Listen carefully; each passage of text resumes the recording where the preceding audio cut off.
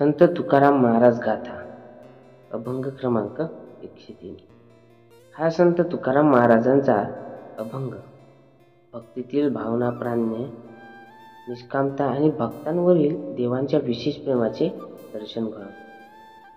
या अभंगात संत तुकाराम महाराजांचे भक्ताच्या शुद्ध भावनांना किती महत्त्व आहे आणि त्या भावनांमुळेच देव स्वतःला भक्तापुरता सामान्य करतो हे गहन रूपात सांगितले। विश्वाचा जनिता म्हणे यशोदेशी माता, ऐसा भक्तांचा अंकित लागे तैसी लावी प्रीत। निष्काम निराळा गोपी लावी लेल्या चाळा, तुका म्हणे आले रूपा अव्यक्त चांगल। ओबी क्रमांक 1। विश्वाचा जनिता म्हणे यशोदेशी माता, म्हणजे जो संपूर्ण विश्वाचा निर्माता आहे तो देव यशोदेला आहे। स्पष्टीकरण बघा, भगवान श्रीकृष्ण म्हणजे ब्रह्मांडाचा करता, पालन करता आणि संहार करता, पण भक्तीच्या प्रेमामुळे तो यशोदा मातेला आई म्हणून स्वीकारतो आणि स्वतःला लहान मूल म्हणून मानतो। देवाला बांधता येत नाही, पण भक्ताच्या प्रेमाने तो सहज बांधला जातो, हे ज्या ओळीचे मूळ आहे। उदाहरण बघा, श्रीकृष्णाने दूध चोरल्यावर यशोदा रागावली, त्याला दोरीने बांधू लागले आणि देव स्वतः बांधून घेतला गेला। ही घटना दाखवते की भक्तीमध्ये देवाचा अहही गळून पडतो। ओवी क्रमांक 2। ऐसा भक्ताचा अंकित लागे तैसी लावी प्रीत। निष्काम निराळा गोपी लावी येल्या चाळा, म्हणजे भक्त जसा असतो त्याच्या भावनेनुसार देव त्यांच्याशी प्रेम करतो। तो निष्काम भक्तीला सर्वश्रेष्ठ मानतो आणि गोपींसारख्या भक्तांशी तो प्रेमाच्या चाळ्यात विणतो। स्पष्टीकरण बघा, अंकित म्हणजे भक्तांच्या मनाचा ठसा, जसं भक्तांचं भाव विश्व तसाच देवाचा प्रतिसाद।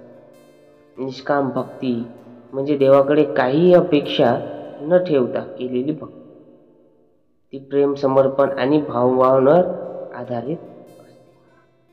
गोपींनी केवळ श्रीकृष्णांवर निश्चिम प्रेम केलं, त्याचं रूप, गान आणि गती यामध्येच रममाण झाले, म्हणून देव स्वतःही त्यांच्याशी खेळू लागले, त्यांच्यात रमू लागला।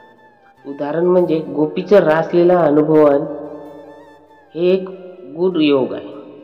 गोपींनी श्रीकृष्णाला कधी काही मागितलं नाही, त्यांनी फक्त प्रेम केलं, म्हणून देवही त्या प्रेमानेच उत्तर देतात। ओवी क्रमांक 3। तुका म्हणे आले रूपा अव्यक्त चांगळे, म्हणजे तुकाराम महाराज सांगतात की हे सर्व अव्यक्त ब्रह्म, निर्गुण, निराकार देव भक्तांच्या प्रेमामुळे सगुण रूपात प्रगट होतो। म्हणजेच रूपा अव्यक्त म्हणजे मूळतः ज्याला रूप नाही, जो सर्वत्र आहे, तो अदृश्य ब्रह्म, पण भक्तीमुळे तो चांगले सुंदर रूप घेतो। भक्तीमुळे निर्गुण ब्रह्म ही सगुण रूप धारण करतो, म्हणजे जेणेकरून भक्ताशी संवाद साधता येईल। उदाहरण बघा, श्री विठोबा, श्रीराम, श्रीकृष्ण हे सर्व अव्यक्त ब्रह्माचे सगुण रूप आहे, जे भक्तांच्या प्रेमामुळे प्रकट झाले आहे। तुकाराम महाराज स्वतः विठोबांच्या चरणाशी निगुतीनं जोडलेले होते आणि म्हणूनच त्यांना तो अनुभव येतो। यावरून एकत्रित सार असा आहे की देवाचा गर्व नाही, विश्व निर्माता असूनही भक्तांच्या प्रेमात देव निर्मम होतो। भक्तीच्या भावावर ते प्रतिक्रिया देतो, भक्ताच्या श्रद्धेप्रमाणेच देवाला स्वरूप। निष्काम भक्ती श्रेष्ठ, जी भक्ती काही न मागता केली जाते तीच खऱ्या अर्थाने मोक्षदायी आहे। निर्गुणाचा सगुणात विलय भक्तीमुळे अव्यक्त ब्रह्म साकार होते। शेवटचा संदेश बघा, प्रेम आणि भक्ती ही अशी शक्ती आहे की ती विश्वकर्त्यालाही लहान मूल बनवते। आपणही निष्काम भावाने देवाकडे वळलो तर तो आपल्यासाठी सगुण होईल।